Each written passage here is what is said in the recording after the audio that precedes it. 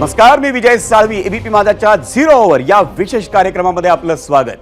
मंडळी, महाराष्ट्रातली विधानसभा निवडणूक अवघ्या काही आठवड्यांवर येऊन ठेपलेली असताना शरद पवारांनी एक मोठं वक्तव्य केलंय.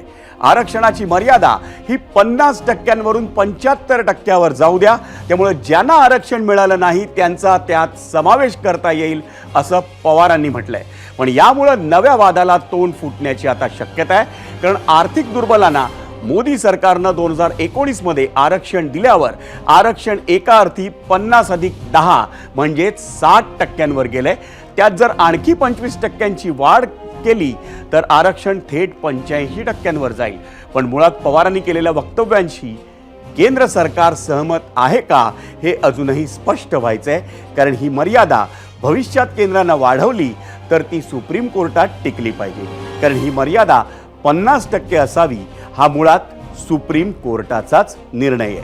त्यामुळे पवारांनी मागणी केली असली तरी ती मागणी पूर्ण करणं ही जटिल प्रक्रिया असणार आहे. आणि यावरच आपण आजच्या या सत्रामध्ये चर्चा करणार आहोत.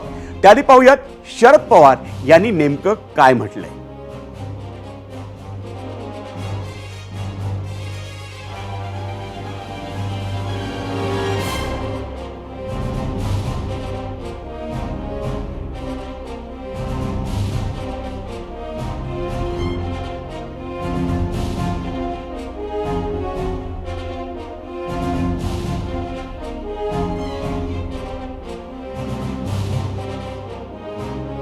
आरक्षण हवं असेल तर पार्लमेंटमध्ये कायदेशीर दुरुस्ती केली पाहिजे. काय हरकत आहे दुरुस्ती करायला? आत्ता 50%पर्यंत आरक्षण आहे, जाऊया 75%पर्यंत. तामिळनाडूमध्ये एकेकाळी 78 होऊ शकतं, तर महाराष्ट्रामध्ये 75 का होऊ शकत? म्हणजे 50 तर आता आहे, 75 व्हायचं म्हणजे 25 वाढवावं लागेल. 25 वाढवलं तर ज्यांना मिळालं नाही त्यांचा विचार करता येईल, जिथं कमी आहे त्यांचा विचार करता येईल. याच्यात कुठलाही वाद राहणार नाही. तर शरद पवारांनी आरक्षणाच्या मुद्द्यावर केलेलं वक्तव्य आपण ऐकलं. पण 0 ओव्हरमध्ये आणखी पुढे जाण्याआधी आजचा आपला पहिला प्रश्न पाहूयात आणि त्यासाठी जाऊयात पोल सेंटरला. आजचा पहिला प्रश्न, देशात आरक्षणाची मर्यादा 75% न्या. शरद पवारांचं वक्तव्य, यानं आरक्षणाचा प्रश्न सुटेल असं वाटतं का? आम्ही पर्याय दिले 2, एक होय आणि दुसरा नाही.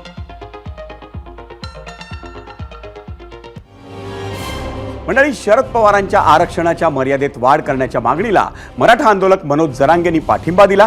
पण त्याचवेळी जरांगेंनी पवारांना एका गोष्टीची आठवणी करून दिली आणि पवारांनी ही मागणी आधीच करायला हवी होती असंही जरांगेंनी म्हटलंय.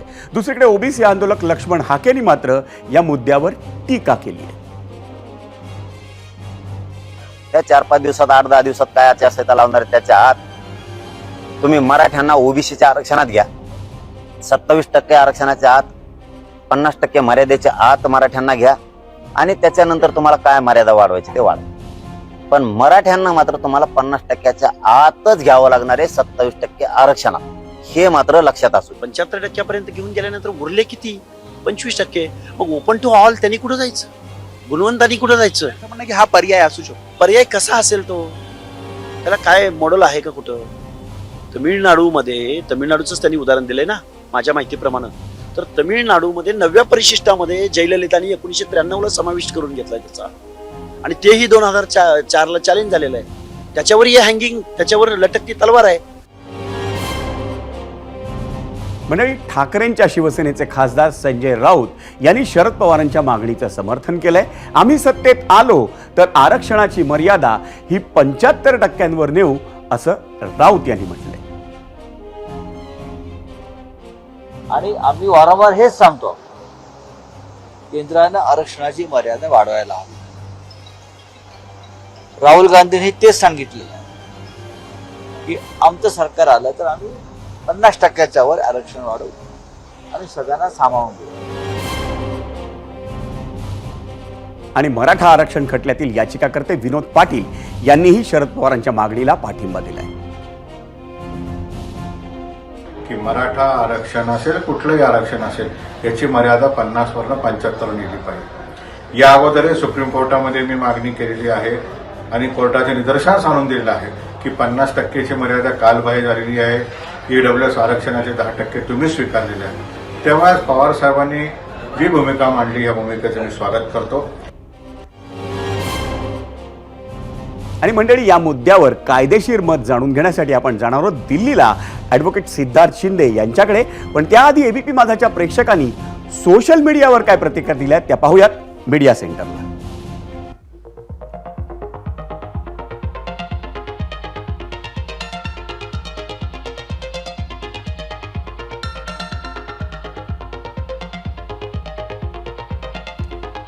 आपला प्रश्न होता, देशात आरक्षणाची मर्यादा 75% न्या.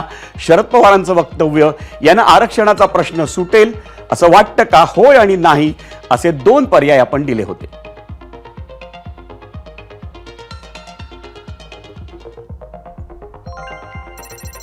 एक्सवर वीरा म्हणतायत, एका ज्येष्ठ नेत्याने अतिशय बेजबाबदारपणे केलेलं विधान, इतकंच याबद्दल म्हणावं लागेल. स्वातंत्र्याला 75 वर्ष झाल्यानंतरही.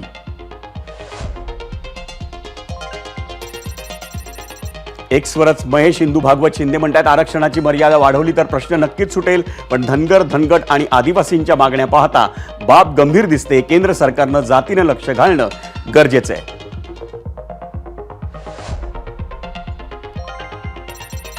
यूट्यूबवर सुभाष सानप म्हणतायत, साहेबांना सुद्धा माहीत आहे आरक्षणाची मर्यादा वाढवता येत नाही, परंतु नेहमीप्रमाणे संभ्रम निर्माण करण्यासाठी साहेबांनी केलेलं हे विधान आहे.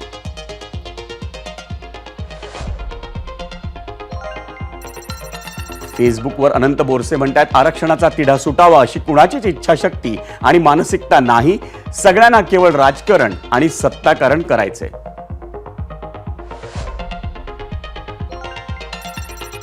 आरक्षण मर्यादा वाढवता येत नाही हे माहीत असूनही किती दिवस आपण महाराष्ट्रातील जनतेला फसवणार असा प्रश्न विचारतायत इंस्टाग्रामवर रमेश कांगणे.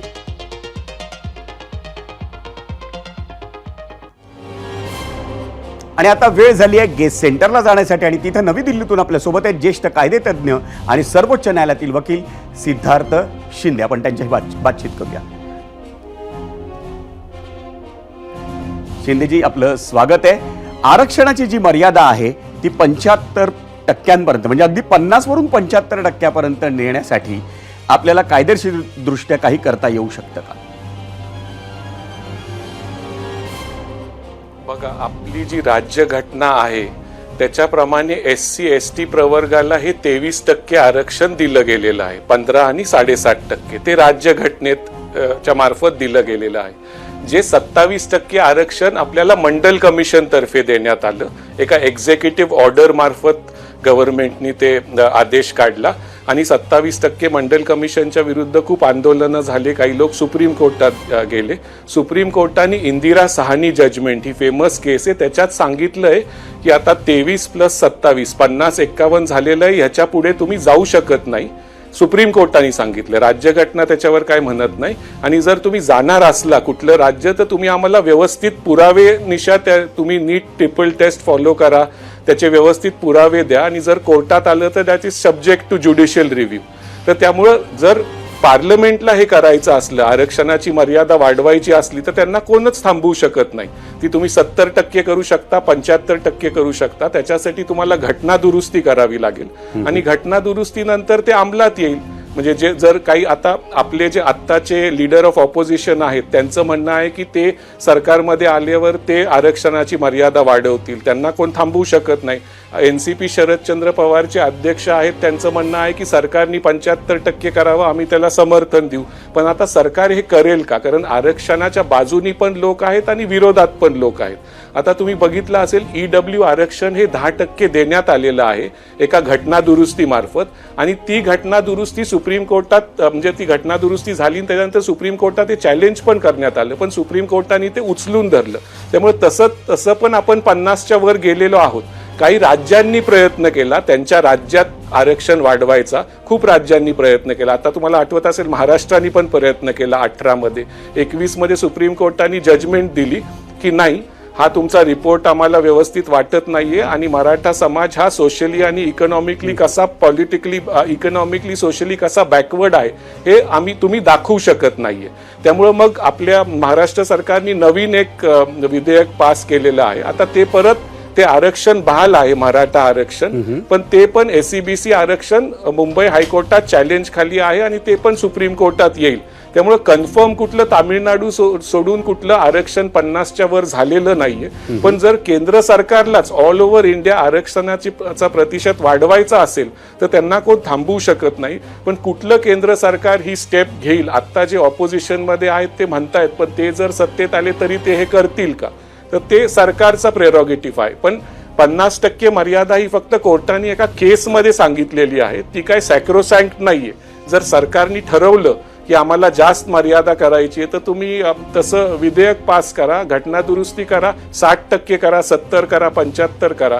कारण सरकार जे ठरवतं that is the will of the people. आणि जर सरकारनेच ठरवलं आणि घटना दुरुस्ती केली तर आरक्षणाची मर्यादा ही वाढू शकते. कारण इंदिरा साहनी जजमेंट म्हणती 50-51%. राज्यघटनेत तसं कुठंच म्हणलेलं नाही. राज्यघटना आपल्याला SC/ST ला देती 23%. ते पण आपण दर 15 वर्षांनी अमेंडमेंट करून वाढवत चाललेलो आहोत ते आरक्षण SC/STचं. आणि मंडल कमिशननी 27% आरक्षण हे दिलेलं आहे OBC समाजासाठी. EWSचं आत्ताच्या सरकारने एक आरक्षण दिलं आहे 10%. ते केंद्र सरकारने मान्य केलं, पास केलं, घटना दुरुस्ती झाली आणि त्याच्यात पण कोर्टात ते चॅलेंज झालं, पण कोर्टाने त्याच्यात हस्तक्षेप करण्यास टाळलं. आता जर केंद्र सरकारने आरक्षण वाढवलं, समजा जसं काहींची मागणी आहे 60 करा, 70 करा, 75, तर ते करू शकतील. घटना दुरुस्ती पण होईल, कोणतरी कोर्टात जाईल. पण मला नाही वाटत जर केंद्र सरकारने हे ठरवलं तर मग कोर्ट त्याच्यात हस्तक्षेप करेल. कारण तुम्हाला माहिती आहे EWS मध्ये पण कोणतरी काही लोक कोर्टात गेले होते, पण कोर्टाने ते उचलून धरलेलं आहे आरक्षण. तर जर सरकारने ठरवलं की आरक्षणची मर्यादा वाढवायची आहे, 50 वरून 60, 70, 72, 75 करायची आहे, तर ते करू शकतात. आणि कोर्ट पण पेटिशन एंटरटेन करेल, पण ह्याच्यात हस्तक्षेप मला नाही वाटत करेल, कारण केंद्र सरकारचा तो निर्णय आहे. अच्छा, म्हणजे जर केंद्र सरकारनं आरक्षण मर्यादेत वाढ करण्याचा निर्णय घेतला तर तो सुप्रीम कोर्टात टिकू शकेल का? पण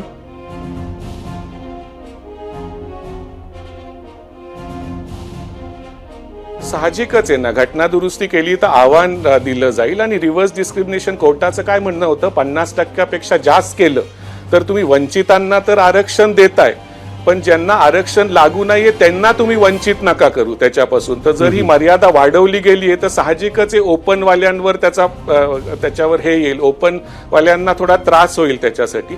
तर कुठलं केंद्र सरकार, मागणी कोणीही करू शकतं, आपली डेमोक्रेसी आहे, लोकशाही आहे, पण कुठलं केंद्र सरकार हे पाऊल घेईल का? कारण त्यांना पण मतांची आवश्यकता असते.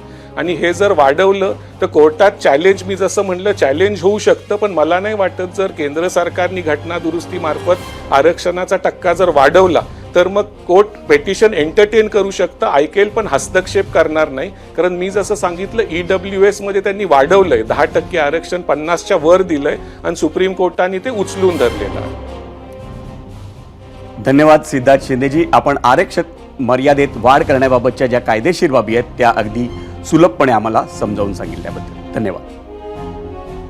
मंडळी, तुम्ही आजवर मंत्रालयातील अनेक आंदोलनं ऐकली असतील. या आंदोलनातून अनेक सर्वसामान्य माणसांना आपल्या मागण्यांसाठी मंत्रालयातल्या सुरक्षा जाळीवर उड्या मारतानाही तुम्ही पाहिलं असेल. पण त्याच मंत्रालयात आज एक धक्कादायक नाट्य घडलं. विधानसभा उपाध्यक्ष नरहरी झिरवाळ यांच्यासह चक्क 6 लोकप्रतिनिधींनी मंत्रालयातल्या सुरक्षा जाळीवर उड्या मारल्या. त्यांच्यासोबतच्या लोकप्रतिनिधींमध्ये भाजप खासदार हेमंत सावरा, अजित पवारांच्या राष्ट्रवादीचे आमदार किरण लहामटे, शरद पवारांच्या राष्ट्रवादीचे सुनील भुसारा, काँग्रेसचे आमदार हिरामण खोसकर, भवियाचे आमदार राजेश पाटील यांचा समावेश होता. धनगर समाजाचा अनुसूचित जमातींमध्ये समावेश करण्यात येऊ नये आणि आदिवासी समाजासाठी Tata institute of social science या संस्थेने तयार केलेला अहवाल लवकरात लवकर स्वीकारण्यात यावा, या त्यांच्या मागण्या होत्या. या मागण्यांसंदर्भात मुख्यमंत्री एकनाथ शिंदेंची भेट मिळावी म्हणून खरं तर विधानसभा उपाध्यक्ष नरहरी झिरवाळांसह 5 लोकप्रतिनिधींचं शिष्टमंडळ परवा तब्बल 5 तास ताटकळलं. पण त्यांना मुख्यमंत्र्यांच्या भेटीशिवायच त्यांच्या वर्षा निवासस्थानावरून माघारी परतावं लागलं होतं. त्यामुळे मुख्यमंत्र्यांकडे आदिवासी आमदारांसाठी वेळ नाही असा आरोपही या आदिवासी आमदारांकडून करण्यात आला होता. त्यानंतर या लोकप्रतिनिधींची मुख्यमंत्र्यांसोबत मंत्रालयात आज धावती भेट झाली, पण आपल्या मुद्द्याची तड लावण्यासाठी झिरवाळांसह 6 लोकप्रतिनिधींनी आज मंत्रालयात सुरक्षा जाळीवर उड्या घेतल्या. आदिवासीचाच पाळला जात नाही, उपाध्यक्ष सोडून द्या. आधी आम्ही आदिवासी आहोत आणि नंतर पदाधिकारी झालो. ज्यांनी आम्हाला आदिवासी प्रतिनिधी म्हणून पाठवलं त्यांची जर सण उत्सव सगळे इकडंच होत असतील तर आमचा काय उपयोग? 14 दिवस झालेत ते मुलं इथं आहेत. 14 दिवस एखाद्याने तरी येऊन पाहिलं का? तिथं रस्त्यावर झोपतात. आदिवासी आहेत पण माणसं आहोत आम्ही. आम्हाला सरकारला विनंती आहे, मुख्यमंत्री महोदयांना, मंत्र्यांना विनंती आहे, कृपा करून आम्हाला भेट द्या. आमच्या काही आमदारांनी, झिरवळ साहेबांनी गॅलरीतून उडी टाकायची का वेळ आली? आम्ही सत्ताधारी आहेत. आज आमचे झिरवळ साहेब ढसा रडताय. ही परिस्थिती का निर्माण झाली? याला कारणी कोण आहे? याचा प्रत्येक खरं तर सरकारनं विचार केला पाहिजे. उद्या आचारसंहिता लागणार आहे आणि मग कधी तुम्ही या समाजाला न्याय देणार? या तरुणांना कधी नोकऱ्या देणार? बाकीच्यांच्या मात्र ओपनची भरती चालू आहे, पण आदिवासी समाजावरच का अन्याय होतोय? झिरवाळ साहेबांचे जे आसू आहेत ते आमच्या आदिवासी समाजासाठी आहेत, आमच्या मुलांसाठी आहेत, आमच्या समाजासाठी आहेत. आम्ही लढवणारे लोक आहेत, आम्ही लढणारे लोक आहेत. त्यामुळे जे आज आसू साहेबांच्या डोळ्यात आहेत ते आमच्या समाजासाठी आहेत, आमच्या मुलांसाठी आहेत. एवढी फक्त दखल घ्यावी. आणि सरकार, आम्ही सत्ताधारी सगळे बसलेलो आहे, त्यामुळे या सरकारने आता तरी जागं व्हावं आणि पेसा भरती करावी अशी कळकळीची विनंती आहे. पुन्हा एकदा सांगतो, झिरवाळ साहेब लढणारे नाही, लढणारे आहेत. आदिवासी समाज लढवणार आहे. मंडळी, मराठा आरक्षणासारखाच धनगरांच्या आरक्षण बदलाचा मुद्दाही गेली काही वर्ष चर्चेत आहे. महाराष्ट्रात धनगरांची लोकसंख्या 1.5 कोटी आहे. त्यातील 1 कोटी हे मतदार आहेत. त्यामुळे धनगर समाज हा राजकीय दृष्ट्या महत्वाचा आहे. धनगर सध्या आहेत आरक्षणाच्या NT-C म्हणजे भटक्या जमाती क प्रवर्गात, तर धनगड आहेत अनुसूचित जमातीत म्हणजे ST मध्ये. आपलाही समावेश अनुसूचित जमाती म्हणजेच ST प्रवर्गात व्हावा अशी धनगर समाजाची ही जुनी मागणी आहे.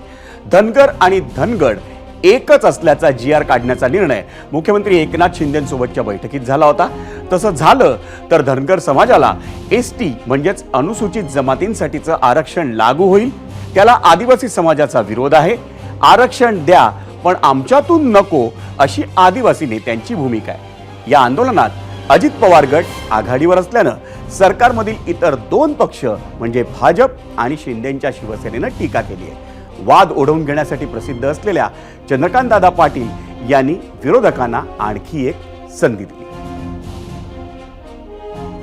झिरवळांच्या बाबतीमध्ये ते इनोसंट त्या मराठीत शब्द काय की तसे निरागस आहेत. त्यामुळे असं काही त्यांना राजकारण वगैरे म्हणता येणार नाही. पण निरागस त्याच्याबरोबर बुद्धिमत्ताही पाहिजे ना, की हे कशासाठी गैरसमजून चाललं आहे.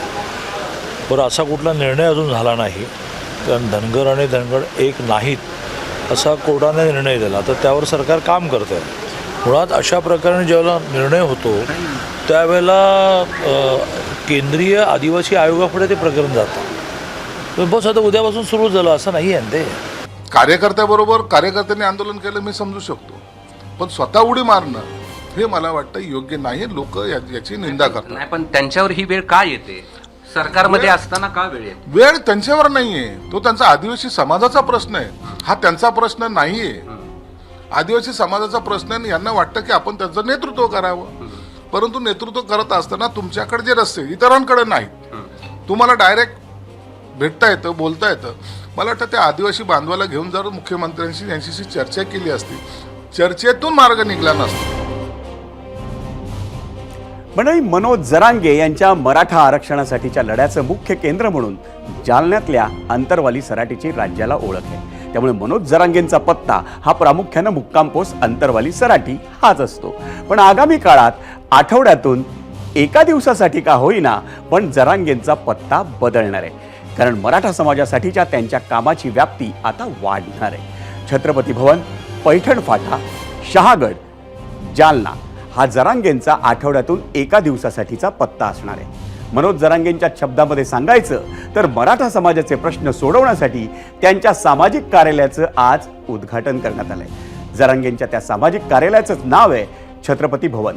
नारायणगडाचे महंत श्री शिवाजी महाराज आणि स्वतः मनोज जरांगे यांच्या उपस्थितीत छत्रपती भवनाचा उद्घाटन सोहळा संपन्न झाला. मराठा आरक्षणाचा मुद्दा निकाली लागेपर्यंत आपण अंतरवाली सराटीतच राहणार आहोत, पण मराठा समाजाच्या समस्या, लोकांचे प्रश्न सोडवण्यासाठी जरांगे हे आठवड्यातून एक दिवस छत्रपती भवनात उपस्थित राहणार आहेत. कारण हे राज्याचं सेंटर म्हणून आपण सगळ्यांनी इथं मराठ्यांनी सुद्धा इथं राजकारण केलं जाणार नाही. इथं मराठ्यांच्या गरीब शेतकऱ्यांपासून, मजुरांपासून, नेत्यांपर्यंत सुद्धा येऊ शकतो त्यांच्या सामाजिक अडचणीसाठी. राजकीय अडचणीसाठी इथं काहीही बोललं जाणार नाही. त्यांनी ही पायरी चढायची सुद्धा नाही. मंडळी, आता आज दिवसभरातली आणखी एक महत्वाची बातमी जी आहे सांगलीतून. विधानसभा निवडणुकीच्या पार्श्वभूमीवर शरद पवार आज सांगली दौऱ्यावर होते आणि त्यावेळी शरद पवारांना महाराष्ट्रातील तिसरी आघाडी म्हणजेच परिवर्तन महाशक्ती संदर्भात प्रश्न विचारला असता पवारांनी मिश्किल उत्तर देऊन खोचक टोलाही लगावला. बच्चू कडू, संभाजीराजे छत्रपती आणि राजू शेट्टी यांनी एकत्र येऊन परिवर्तन महाशक्तीची स्थापना केली, तर तिसऱ्या आघाडीमुळे आमची झोप उडाली आहे, आता आमचं काय होणार, अशी मिश्किल टिप्पणी शरद पवारांनी केली. तिसरी आघाडी एक तयार झाली आहे. संभाजीराजे असतील किंवा राजू शेट्टी असतील, बच्चू कडू, याचा काय परिणाम होईल का? तो जाणीवपूर्वक ती आघाडी होती. नाही, केव्हाही हे लोक एकत्र येतात म्हणजे त्यांचं परिणाम होणारच. आणि परत संभाजीराजे वगैरे हे सगळे महान घराण्याचे लोक आहेत, त्यामुळे नक्कीच परिणाम होईल. त्यामुळे आमची झोप गेलेली, आम्ही सगळे भयंकर अस्वस्थ. आता काय आपलं होणार?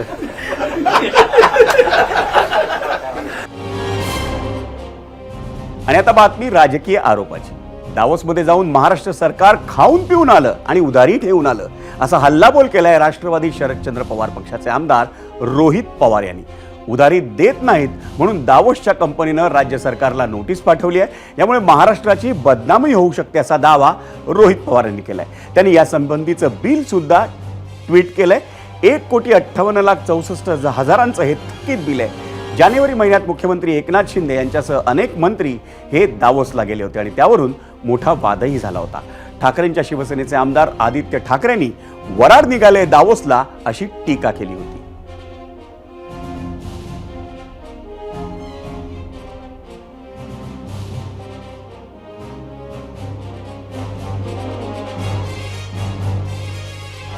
रोहित पवारांनी केलेलं ट्विट आपण पाहतोय.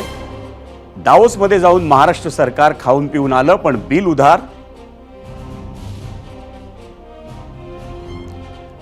ठेवून आलेत, आता उधारी देत नाहीत म्हणून तिथल्या कंपनीने राज्य सरकारला नोटीस पाठवली आहे. महाराष्ट्र सरकारच्या अशा दळभद्रीपणामुळे आंतरराष्ट्रीय गुंतवणुकीच्या दृष्टीने महत्त्वपूर्ण असणाऱ्या दावोस समिट सारख्या मंचावर महाराष्ट्राची बदनामी होऊ शकते, गुंतवणूकदारांमध्ये चुकीचा संदेश जाऊ शकतो. त्यामुळे सामंत साहेब तसेच शिंदे साहेब संबंधित यंत्रणेला सदरील विषय निकाली काढण्याचे आदेश द्यावेत ही विनंती.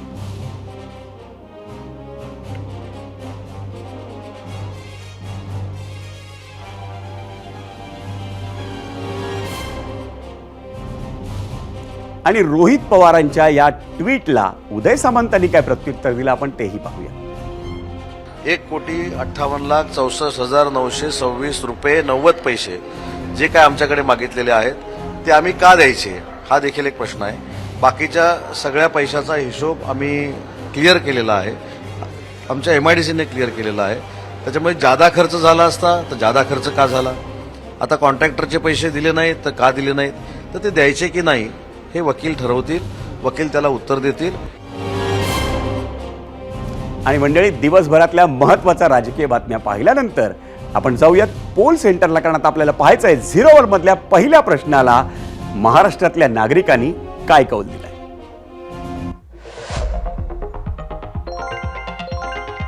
युट्यूबवर एकूण मतं आली 40,000. आपला प्रश्न होता देशात आरक्षणाची मर्यादा 75% न्या. शरद पवारांचं वक्तव्य यांना आरक्षणाचा प्रश्न सुटेल असं वाटतं का? 67% म्हणतायत होय, 33% म्हणतायत नाही.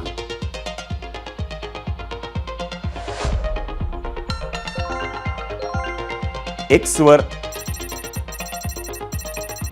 आपण कौल पाहतोय 44% नागरिक म्हणतायत होय, 56% नागरिक म्हणतायत नाही. इंस्टाग्रामवर 72% नागरिक म्हणतायत होय आणि 28% नागरिक म्हणतायत नाही.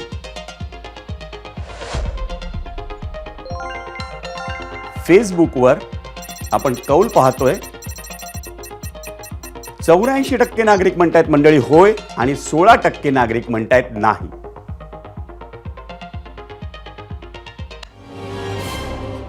मंडळी, विधानसभेची निवडणूक जसजशी जवळ येऊ लागली ना तसतशा आरक्षणाच्या मुद्द्यावर येणाऱ्या प्रतिक्रिया वाढू लागल्या.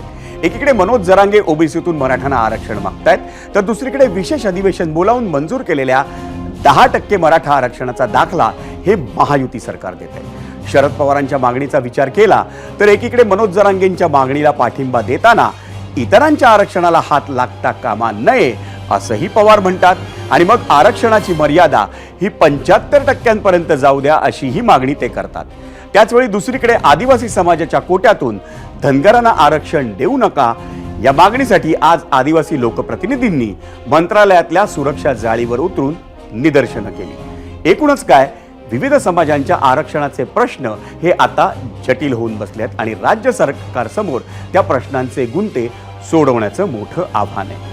आगामी विधानसभा निवडणुकीच्या निमित्तानं राज्यात येत्या काही दिवसात आचारसंहिता लागणार आहे. त्यामुळे विद्यमान महायुती सरकारला वेळेअभावी हे प्रश्न सोडवणं जवळपास अशक्य आहे. याचाच अर्थ असा की या निवडणुकीनंतर ज्या कुणाचं सरकार सत्तेत येईल त्यांच्यासमोर अन्य आव्हानांसोबतच आरक्षणाचे गुंते सोडवण्याचं मोठं चॅलेंज असणार, यात शंका नाही.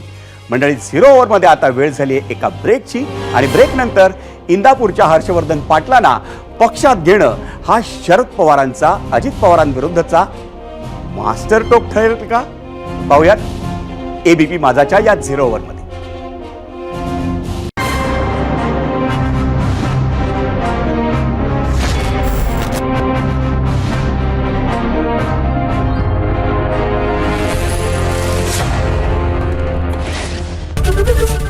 एबीपी माझा, उघडा डोळे बघा नीट.